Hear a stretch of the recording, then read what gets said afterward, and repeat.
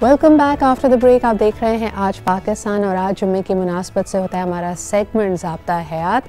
यकीनन हमारा दीन, हमारी शरीयत ज़िंदगी के हर मामले में हमारी रहनुमाई करता है।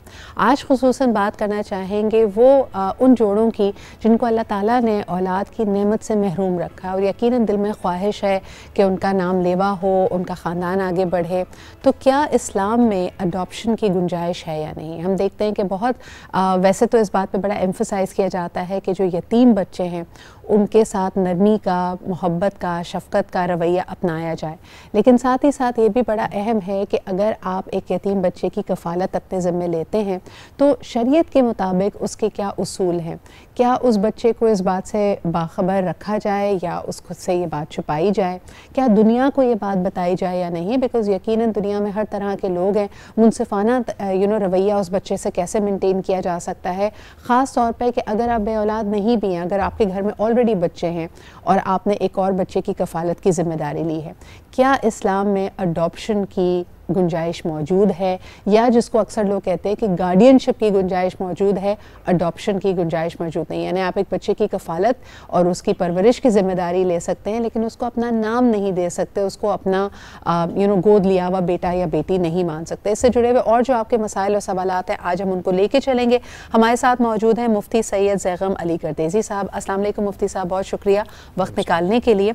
सबसे पहले तो ज़रा इसी बात की वजाहत कीजिएगा कि क्या कफ़ालत की ज़िम्मेदारी ली जा सकती है लेकिन बाकायदा गोद लेना या अडॉप्ट करना, क्या इसकी ममानियत है इस्लाम में? बिस्मिल्लाहिर्रहमानिर्रहीम, अल्लाहुम्मा सल्लि अला मुहम्मद व अला आलि मुहम्मद व बारिक वसल्लम।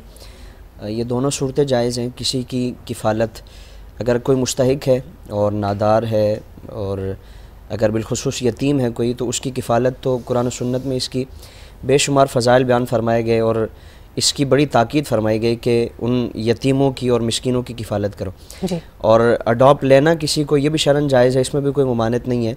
दोनों सूरतें जायज़ हैं। आप सल्लल्लाहु ताला अलैहि वसल्लम ने हज़रत ज़ैद बिन हारिसा को अपना लेपालक बेटा बनाया।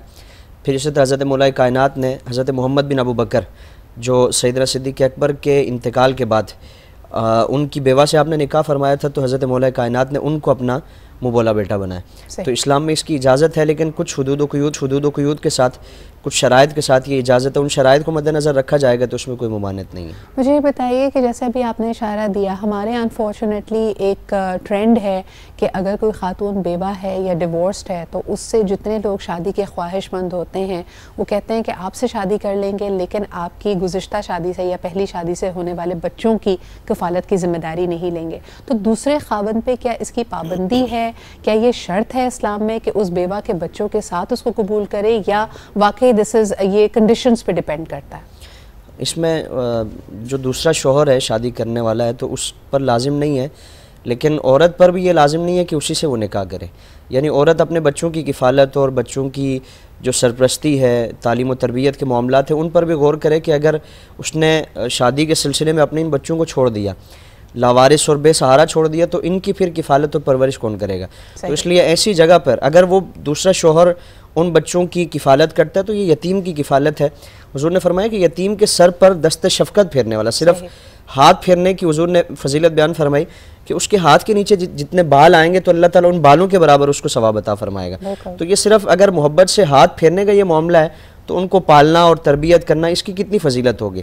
तो इसलिए अगर वो उनकी तरबियत करता है, किफ़ालत करता है, तो दुनिया और आखिरत में इसके समरात पाएगा, लेकिन उस पर लाजिम नहीं है। औरत को भी ये चाहिए कि अपने बच्चों की तरबियत के हवाले से। अच्छा, अब अगर हम एक बेवा जोड़े की बात करें जो इस बात का ख्वाहिशमंद है कि वो किसी बच्चे को अडॉप्ट कर ले, तो उसमें जैसे आपने कहा कि शराइत और कवायद क्या हैं? क्या इस बच्चे की को अपना नाम दिया जा सकता है?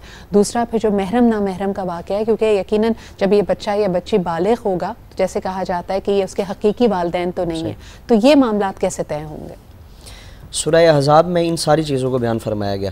ज़माना जाहिलियत में तरह तरह के रुझानात वहाँ राइज थे, तो उन सारी चीज़ों को रद्द फरमाया गया और फरमाया कि वो तुम्हारे बेटे नहीं हैं और अल्लाह ताला ने उनको तुम्हारा हकीकी बेटों की तरह बेटा नहीं बनाया और उनको उनके बाप के नाम से ही पुकारो। उदऊहुम लिआबाहिम, कि उनको अपने बाप के नाम से ही पुकारो जो उनके हकीकी वालिद हैं, और यही अल्लाह के नज़दीक सीधी बात है, सच्ची बात है और यही अदल वाली बात है।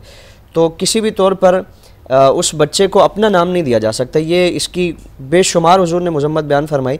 حضور نے فرمایا کہ کوئی شخص اگر اپنے حقیقی والد کو جانتے ہوئے اپنے نسب کسی اور کی طرف منسوب کرے گا تو اللہ تعالیٰ اس پر جنت کی خوشبو تک کو حرام فرما دے گا. ٹھیک ہے. اور اگر کسی بھی سچویشن کی وجہ سے حقیقی والدین اس بچے کی کفالت نہیں کر پائے یا اس کو چھوڑ دیا یا کسی اور کو دے دیا, جب وہ بچہ بالغ ہو جاتا ہے, کمانے لگ جاتا ہے یا اس کی زندگی کے دوسرے فیصلے میں مثال کے طور پہ شادی وغیرہ, تو حقیقی والدین ورسز وہ لوگ جنہوں نے اس کو پال پوس کر بڑا کیا ہے, ان کے دونوں کے حقوق اور فرائض میں کیا فرق ہے مفتی صاحب؟ والدین کے حقوق تو قرآن و سنت میں جو بیان فرمائے گئے کہ اگر بڑھاپے میں پہنچ جائیں تو ان کی ہر جائز ضرورت کا خیال رکھنا, ان کی خدمت کرنا ہے. جی. پھر جو اس کے جو منہ بولے اس کے والدین ہیں اور جنہوں نے اس کی پرورش کی ہے, تو وہ اپنے دل میں یہ خیال کرے, یہ سوچے کہ انہوں نے بچپن میں اس کے ساتھ کیسا اچھا سلوک کیا, کس انداز میں اس کی تعلیم و تربیت کا اہتمام کیا. تو ظاہر ہے کوئی بھی شخص اگر ہمارے ساتھ کوئی ایک معمولی سا بھی اچھا عمل کرتا ہے تو اس کا بدلہ یہ ہے کہ اسی کے ساتھ ویسا ہی سلوک کیا جائے.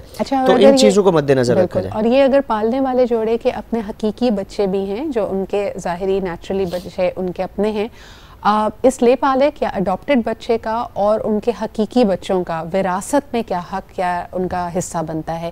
کیا یہ بچہ جس کو زندگی بھر انہوں نے پالا ہے, پوسا ہے, بہت شفقت و محبت دی ہے, کیا وراثت میں بھی اس کا کوئی حصہ بنتا ہے؟ نہیں, وراثت میں کسی صورت اس کا حصہ نہیں بنے گا. لیکن ایک بچہ جس کی بچپن سے لے کے آج تک وہ پرورش کر رہے ہیں, تو اس کے لیے چاہیے کہ وہ اپنی زندگی میں کچھ نہ کچھ اس کے نام کر جائے, اس کو ملکیت میں, اس کے قبضے و تصرف میں وہ چیز دے دیں. اب وہ اس کی ہو گئی, اس سے واپس کوئی بھی نہیں لے سکتا, نہ جو وارث ہے منہ بولا اس کا والد ہے تو اس کے انتقال کے بعد بھی اس سے واپس نہیں لیا جا سکتا کیونکہ ہبہ وہ تمام ہو گیا.